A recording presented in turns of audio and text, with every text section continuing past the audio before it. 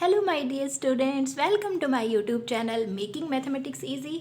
और इस वीडियो में हम डिस्कस करने वाले हैं CBSE class 9th maths chapter 6 जो कि है लाइंस एंड एंगल्स। और 6.1 क्वेश्चन नंबर 1 से स्टार्ट कर रही हूँ मैं। स्टूडेंट्स, इससे पहले जब भी आप एक्सरसाइज करें आप इंट्रोडक्शन अच्छे से पढ़ें, और अगर आपको इस चैप्टर का इंट्रोडक्शन पार्ट अच्छे से समझ में नहीं आ रहा है तो आप कमेंट करके मुझे बताएं ताकि मैं उस पर भी वीडियो अपलोड कर सकूं। Okay, now question number 1 start करते हैं हम, जो कि है in figure 6.13 lines A B and C D intersect at ओ।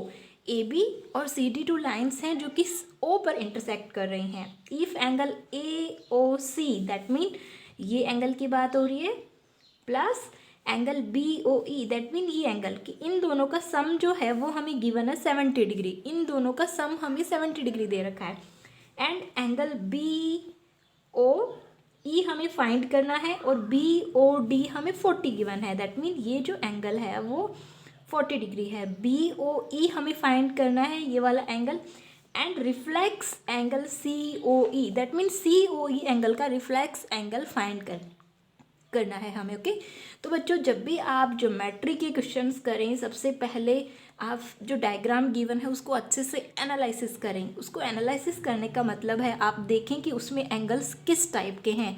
अगर आपने उस डायग्राम को एनालिसिस करना सीख लिया, उसमें से ये सेलेक्ट करना सीख लिया कि कौन से एंगल में क्या क्या प्रॉपर्टी है, कैसे एंगल्स हैं वो, दैट मीन आपने 80% क्वेश्चंस तो वहीं पे ही सॉल्व कर लिया। ओके, जैसे अगर हम इस डायग्राम को एनालिसिस करें दैट हम देख सकते हैं कि यहाँ पे ये तीनों एंगल जो हैं वो एक लाइन पे बने हुए हैं। दैट मीन ये लीनियर एंगल्स हैं।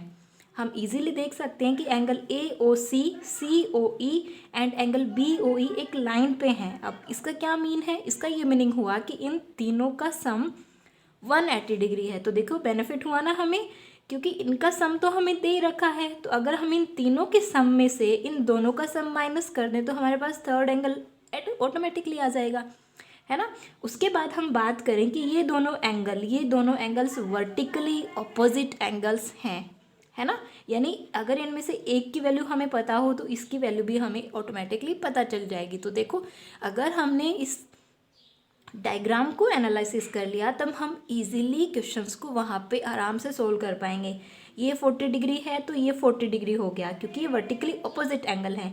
इन दोनों का सम हमें गिवन है 70 डिग्री। ये 40 डिग्री है तो ये हो गया 30 डिग्री, ये 40 ये 30, और इन तीनों का सम होना चाहिए 180 डिग्री। अब ये 70 दोनों है प्लस इनका, तो ये कितना होगा 110।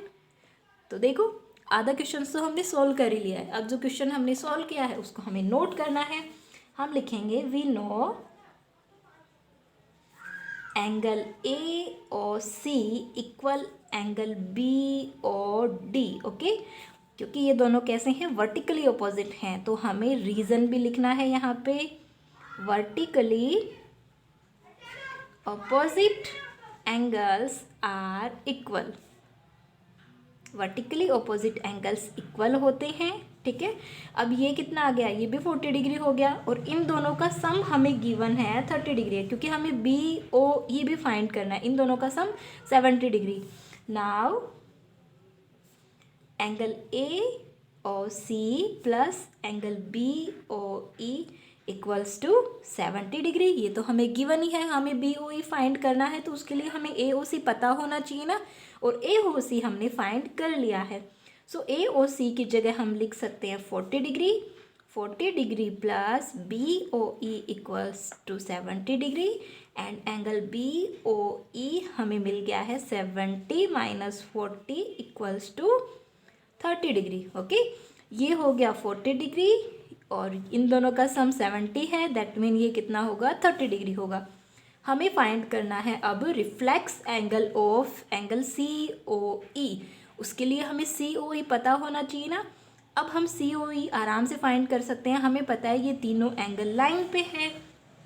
हम लिखेंगे on line A B angle A O C plus angle C O E plus angle B O E, और ये लीनियर एंगल है, दैट मीन इनका सम 180 डिग्री होना चाहिए। जिनकी वैल्यू हमें पता है वो हम पुट कर देते हैं। ए ओ सी की वैल्यू है 40 डिग्री COE की हमें फाइंड करनी है एंड BOE है हमारे पास 30 degree equal to 180 degree.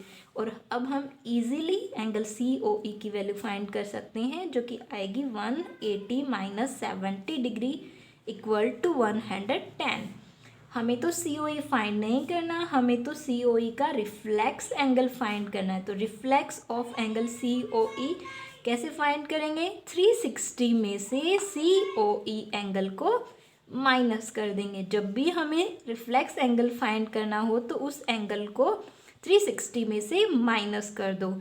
That mean ये आ जाएगा 250 डिग्री। ओके, ये हम आराम से कर सकते हैं। पहले वो एंगल फाइंड करो, उसको 360 में से माइनस कर दो। तो देखो बच्चों, ये क्वेश्चन नंबर 1 बहुत ही इजी सा क्वेश्चन था, बट पहले आप डायग्राम को अच्छे से एनालिसिस करना सीखें, एंगल्स को पहचानना सीखें, तो आप आराम से लाइंस और एंगल्स के क्वेश्चंस कर सकते हैं।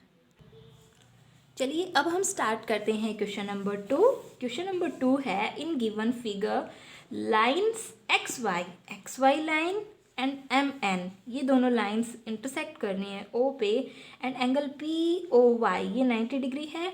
और एंगल A और B का रिलेशन हमें दे रखा है 2:3। ये हमें जो भी गिवन हो वो हमें लिख लेना चाहिए, नोट डाउन कर लेना चाहिए। Angle POY equals to 90 degree and angle A और B का रेशो हमें गिवन है 2:3। ओके, तो सबसे पहला काम तो हमें यही करना है कि हमें डायग्राम को अच्छे से एनालिसिस करना है कि डायग्राम में एंगल्स कैसे हैं। ये 90 डिग्री है, ये है लाइन पे बने हुए 3 एंगल्स, दैट मीन लाइंस पे बने हुए एंगल्स का सम 180 डिग्री होगा। ये हमें 90 डिग्री गिवन है, दैट मीन इन दोनों का सम कितना आना चाहिए? 90 डिग्री आना चाहिए ना, है ना। That mean A plus B 90 degree होना चाहिए। और हम बात करते हैं तो B और ये वाला एंगल है ना, एंगल B और ये वाला एंगल जो है वो वर्टिकली ऑपोजिट एंगल है। ठीक है, हमें फाइंड करना है A और B, और हमें पता चल चुका है कि A और B का सम जो है वो 90 डिग्री होगा, और इसका हमें रेशो भी दे रखा है, तो हम इजीली A और B की वैल्यू फाइंड कर सकते हैं। अब बात आती है एंगल C की। तो हमें पता है एंगल C और ये वाला एंगल लाइन पे बने हुए हैं ना, दैट मीन ये एंगल लीनियर पेयर है, तो इनका सम जो है वो 180 डिग्री होना चाहिए। तो ये तो फाइंड हो ही जाएगा। जब भी फाइंड हो जाएगा दैट मीन 180 में से अगर हम ये वाला एंगल माइनस कर देंगे तो एंगल C इजीली हम फाइंड कर सकते हैं। दैट मीन पहले हमारा फोकस होगा A और B पे, और हमें ये भी पता है कि A और B का सम 90 डिग्री है, बिकॉज इन तीनों का सम 180 डिग्री होना चाहिए। पहले तो हमें A और B को रेशो से हमें क्वांटिटी में कन्वर्ट करना पड़ेगा। तो इसके लिए हमें कोई भी मल्टीपल, कोई भी इंटीजर लेना पड़ेगा और उसको इनसे मल्टीप्लाई करनी पड़ेगी। Let A equals to 3x and A equals to 2x and B equals to 3x। Now on line XY line पे इन तीनों का सम 180 डिग्री होना चाहिए। That mean A plus B plus angle POY equals to 180 degree. हमने ये पहले analysis कर ही लिया है कि ये लीनियर एंगल्स हैं। एंगल A को रिप्लेस करेंगे 2x से, B को रिप्लेस करेंगे 3x से, एंड POY है 90 डिग्री इक्वल टू 180 डिग्री। ये हो गया 5x। 90 को हम राइट हैंड साइड में लेके जाएंगे तो माइनस हो जाएगा, और ये आ जाएगा 90 डिग्री, एंड x की वैल्यू आ जाएगी 90/5। 5 1 जा 5, 40 आएगा 18। ओके, x की वैल्यू आ चुकी है हमारे पास 18 डिग्री। अब हम ये x की वैल्यू A और B की वैल्यू से रिप्लेस कर देंगे x से। सो A इक्वल्स टू आ गया 36 degree and B equals to आ गया 18 into 3 equals to 54 degree. B अगर 54 है दैट मीन एंगल NOY भी 54 होगा, क्योंकि ये वर्टिकली ऑपोजिट एंगल हैं। नाउ लिखेंगे हम angle B equal angle NOY equal to 54 degree, और आपको लिखना भी है कि vertically opposite angles are equal. On अब हमें तो सी की वैल्यू फाइंड करनी है। दैट मीन ये भी एक्स वाई लाइन पर बने हुए हैं डाउनवर्ड्स में दोनों एंगल सी और एन ओ वाई, और इन दोनों का सम 180 डिग्री होगा। On line X Y angle C plus angle N O Y equals to 180 degree, because they are linear pair, linear angles हैं।